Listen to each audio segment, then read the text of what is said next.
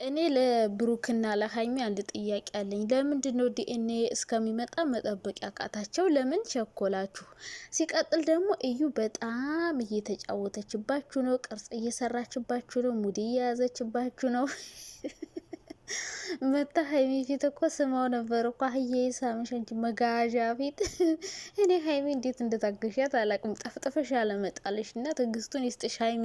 አቃጥላ ልደፋን ነው በቃ ይችልኝ። እንደፎከረችው አደረገችው። በቃ እናንተ መቃጠል ፈልጋችኋል። በቃ እየጠራችሁ ሁሌ ተቃጠሉ። የምር መናደድ መቃጠል ካልፈልጋችሁ ሁሌ አትጥሯት።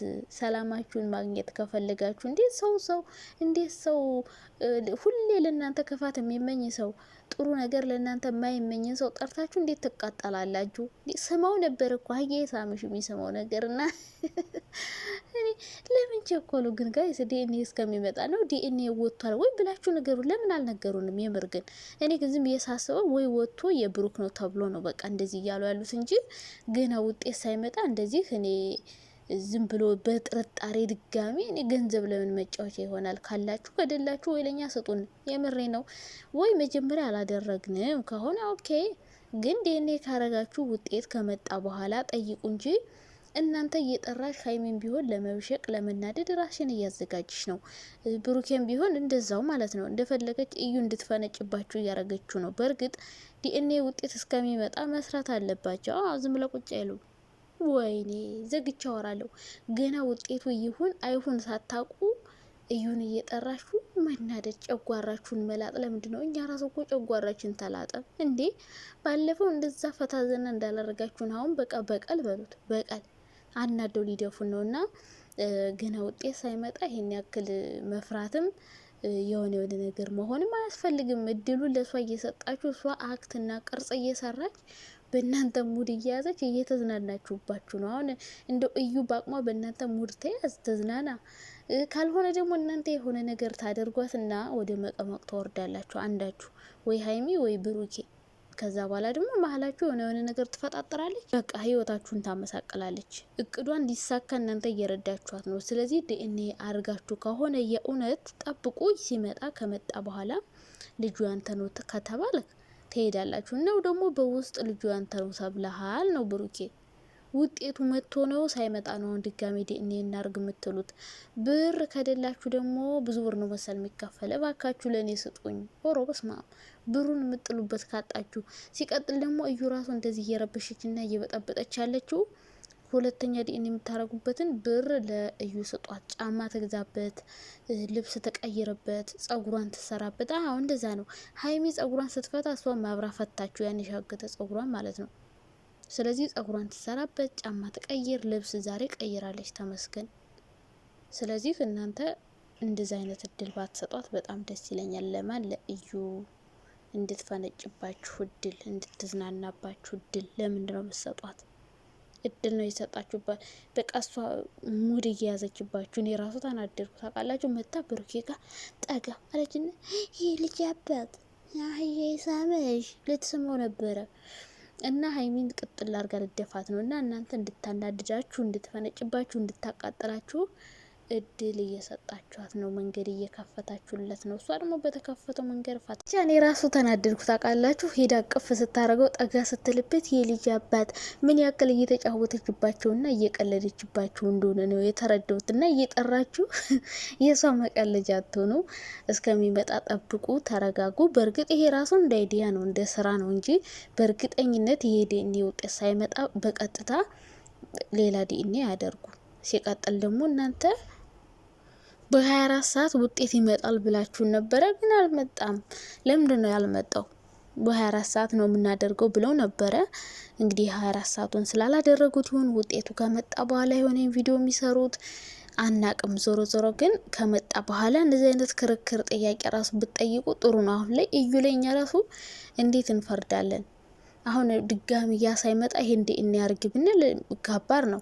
ሲቀጥል ደግሞ ልጅቷን ይዘን ሂደን እናስመርምር ብላችሁ ወስዳችሁ ልጅቷን ከዛ ዲኤንኤ ተመርምሮ ልጁ የብሩክ አይደለም ብትባሉ ሰውም አያምንም፣ እሷም አታምንም። እሷ ደግሞ መልሳ አሁን በቃ ነገርየውን ሊያስረዝሙት ነው። ያኔ ከብሩኬ ጋር ዲኤንኤ ያረጉ አይደል? ብሩኬ ቀድሞ ወጣና ከዛ ምናሉ እኔም ብያለሁ፣ ግን ለምን ትቷት ወጣ? ግን ይሄንን ለእንትን እንዲመቻች ያደረጉት ይመስለኛል ለስራው።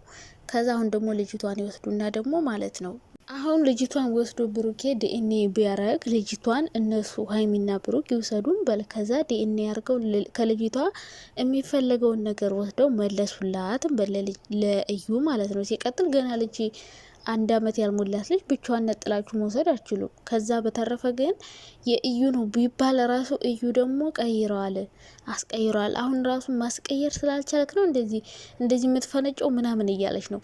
ወደፊት ራሱ ዲኤንኤ ቢደረግ ማለት ነው እዩ የምትለው አስቀይሮብኛል ነው የምትለው።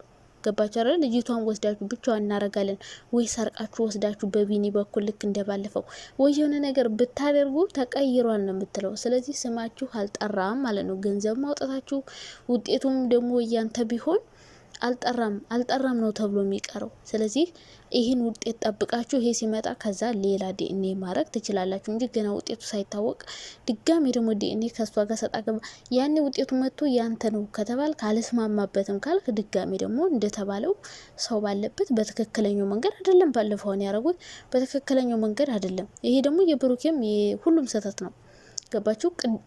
ቀድሞ መጠንቀቅ የነበረባቸው እነሱ ናቸው እንጂ እዩ አይደለችም። እዩ እኮ አቅዳ ወስና ምን ማድረግ እንዳለባት እንዴት ገብታ እንዴት እንደምትወጣ አስባበት የገባች ሰው ናት። ስለዚህ ይሄን እቅዷን ደግሞ እንዲሳካላት እናንተ ረዳችኋት። ምን በመሆን የዋህ በመሆን ጅል በመሆን ቅን በመሆን ረዳችኋት። እሷ ያሰበችውን ነገር አሳካች። ስለዚህ ያኔ ራሱ ይህን ያክል ጥንቃቄ ማድረግ ነበረባችሁ ብዙ ሰው ባለበት።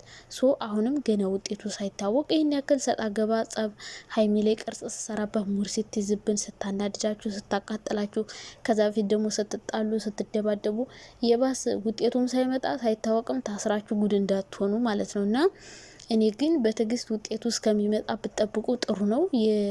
የሰው ግፊት የሰው ወሬ ምናምን አትስሙ። በራሳችሁ መንገድ ተጓዙ። እስከዛ ደግሞ አሪፍ እንደባለፈው የፍራንክ ቪዲዮ ምናምን ሰሩልን። በመሀል ዘና የሚያደርግ ቪዲዮ እስኪ ሰሩልን። ሁሌ ጭቅጭቅ፣ ሁሌ ድብድብ ምናምን ችግር የለውም። ግዴታ ጸብ ምናምን መሆን የለበትም።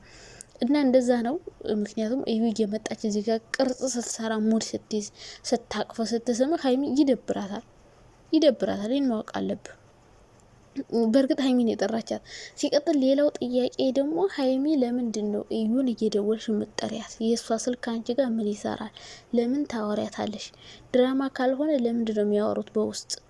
ስለዚህ እኔ ድራማ ነው ብዬ እያሰብኩ ነው። ሲጀመር ምንም አይነት ግንኙነት የሆነ ነገርማ እየሰሩብን ነው እንጂ እንዴት ነው ጠላቱ የሆነን ሰው ስልክ ይዞ ሰው እየደወለ እየጠራ ሁሌ ነይ ላግኝሽ እያለ የሚያገኛት? እና እንግዲህ ድራማም ሊሆን ይችላል። ድራማው እንዲረዝም ውጤት እስከሚመጣ የግዴታ መስራት እንዳለባቸው አስበው ሊሆን ይችላል። ብሩኬ ግን ደብሮታል። ፊቱን ምናምን ጣል አድርጎት ነበረ። ምክንያቱም ሀይሚ ብንለያይስ የሚል ነገር ስላወራች ለምን እንደዚህ ታያለሽ በሚለው እንግዲህ ብሩኬ ደብሮት ነበረ። ብቻ ግን ብሩኬም ሊደብርህ አይገባም። እንደዛ ማለቷ ፍርድ የለበትም። ምክንያቱም እየመጣች አፏን ስትከፍትባት ይህንን ባል ቀምተሽኝ ከህይወታችን ውጪ እንደመባል የሚያናድር ነገር የለም። ስለዚህ ይሄ ነገር ሀይሚን እኮ ይሰማታል፣ ይደብራታል። በሰው ስታዝትባት ስታስደበድባት እንዴ ብዙ ነገር አለ። በእርግጥ ሰው ስለተደበደበ ወይም ስላላለ የሚወደውን ሰው ይተዋል ማለት አይደለም። ግን ደግሞ በቃ አንዳንዴ ሁኔታዎች ያስገድዷታል።